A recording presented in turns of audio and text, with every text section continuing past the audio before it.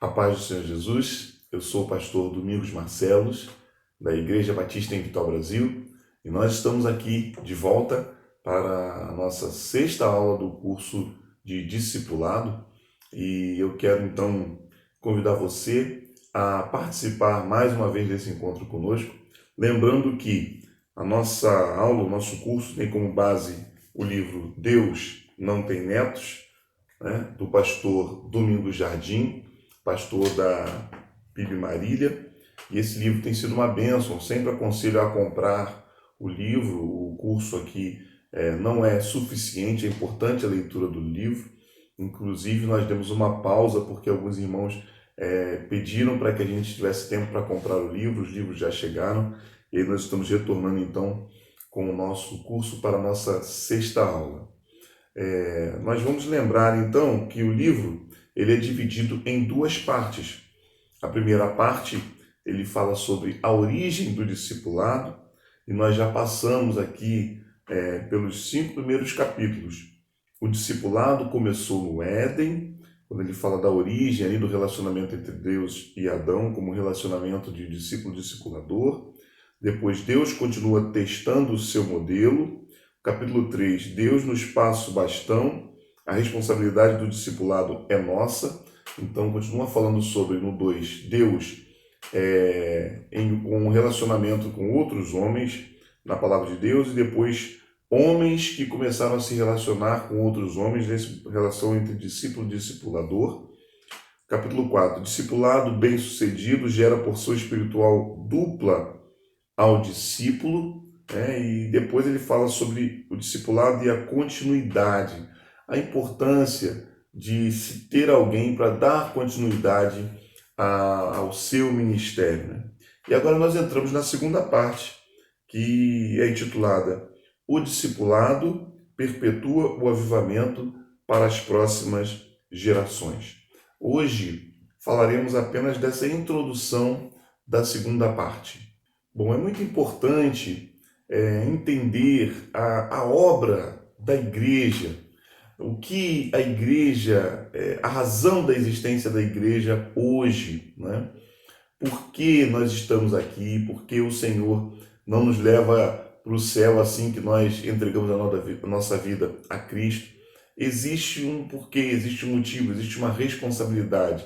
E para entender isso, a igreja precisa conhecer a obra do Espírito Santo, o Espírito Santo que é Deus conosco, é Deus em nós, e aquilo que ele veio fazer, dando continuidade ao ministério de Jesus.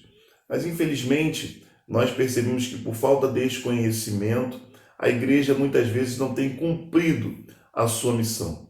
O autor destaca o seguinte parágrafo: cada vez mais notamos uma desvinculação entre o cristianismo bíblico e o cristianismo vivido nos dias de hoje. Não apenas no tocante à realidade brasileira, mas também às intenções dos cristãos. A nossa geração de cristãos tem vivido em meio a um turbilhão de informações, vivências e práticas evangélicas que não corroboram para uma vida de santidade e compromisso com o reino.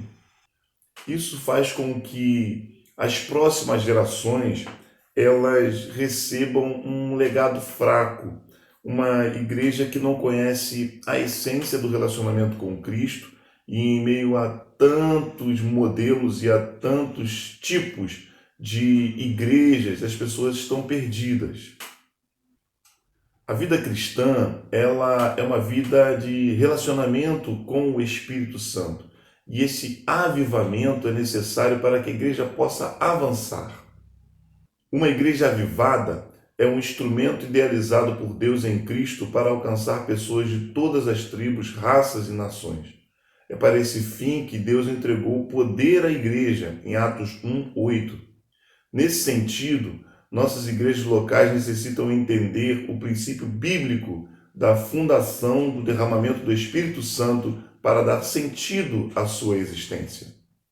Conhecer o Espírito Santo, buscar o Espírito Santo é relativamente fácil porque está revelado na palavra de Deus. Difícil mesmo é fazer com que essa obra se perpetue, esse avivamento se perpetue para as próximas gerações. Isso sim é um problema, é uma dificuldade, mas nós precisamos entender como igreja que deixar um legado às próximas gerações é mais que um dever, é um privilégio. E como vamos deixar esse legado? Como vamos trazer esse despertamento?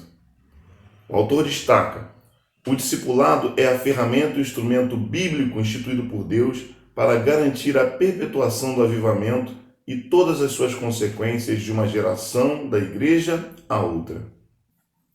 Discipulado é vida na vida.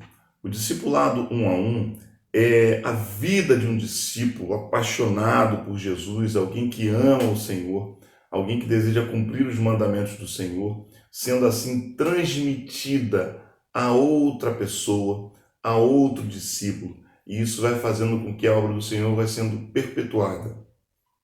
Essa obra não é feita pelo homem, é feita pela ação do Espírito de Deus em nós, e o Senhor Jesus prometeu estar conosco todos os dias, até a consumação dos séculos, até o seu retorno. Por isso é tão importante que nós estejamos empenhados em cumprir esse ministério através do discipulado, ensinando e levando outros a terem profundidade no relacionamento com o Pai.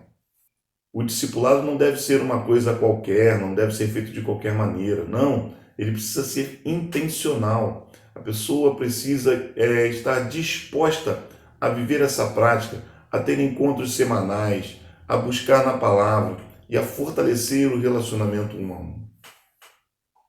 Por isso é tão difícil, por isso vemos tão poucas pessoas realizando o discipulado. Afinal de contas, não é apenas um encontro qualquer, não é apenas um momento para ler a Bíblia, não. É um cuidado como de um pai para um filho, um verdadeiro relacionamento. Quem não pratica o discipulado como paternidade espiritual é como quem quer cuidar de crianças de rua, dando somente esmolas. Infelizmente, eu vejo que isso tem acontecido muito. Nós fazemos tão pouco e muitas vezes dizemos, já fizemos a nossa parte. Abandonamos bebês espirituais para iniciarem a sua vida cristã sozinhos. A igreja precisa mudar de atitude e entender a importância do discipulado um a um. Esse discipulado profundo vai impedir que o pecado entre na vida do seu discípulo. Isso vai ajudá-lo a ser fortalecido na fé. Desta forma, o discipulado tem que chegar ao nível em que o discípulo confesse a tentação para não ter que confessar o pecado. Entendemos que esse é o nível profundo de intimidade, que não é gerado de um dia para o outro. É algo que vai sendo construído no relacionamento entre o discípulo e o discipulador. Desta forma, o discipulado 1 vai proporcionar amor, cuidado, cura, proteção, frutificação. Como parte do processo, o que podemos esperar do discípulo como resposta? Vejamos o que o autor destaca. Submissão total. Quando o discípulo entende que é preciso viver essa relação entre discípulo e discipulador, entendendo sim que o discipulador ele tem uma responsabilidade, mas também uma superioridade espiritual. Não um controle, mas é alguém que está ali para ajudá-lo. Transparência completa. Alguém que está disposto a abrir o coração e se relacionar com profundidade. Atitude de servo. Como é importante estar disposto a servir nesse relacionamento, aprendendo a servir no reino de Deus. Pensar igual ao discipulador. Claro que estamos todos guiados pela palavra de Deus, mas esse alinhamento de pensamento e de visão é muito importante no relacionamento entre discípulo e discipulador e está muito nas mãos do discípulo. Lealdade plena. Já estudamos aqui sobre a importância desse alinhamento da visão e dessa caminhada em união. Você é então convidado a mergulhar nessa segunda parte e descobrir como nós, como igreja hoje, podemos ser uma igreja viva, que vai não apenas buscar um avivamento do Senhor, mas vai perpetuar esse avivamento a partir do discipulado. Chegamos ao final de mais um encontro e eu espero que você esteja animado, não apenas para buscar o avivamento, mas para aprender mais a respeito dessa estratégia bíblica que é o discipulado, que vai fazer com que este avivamento seja perpetuado para as próximas gerações. Acesse os nossos canais. Nós teremos o maior prazer em atendê-lo e responder às suas questões. Que o Senhor nos abençoe e até a próxima aula.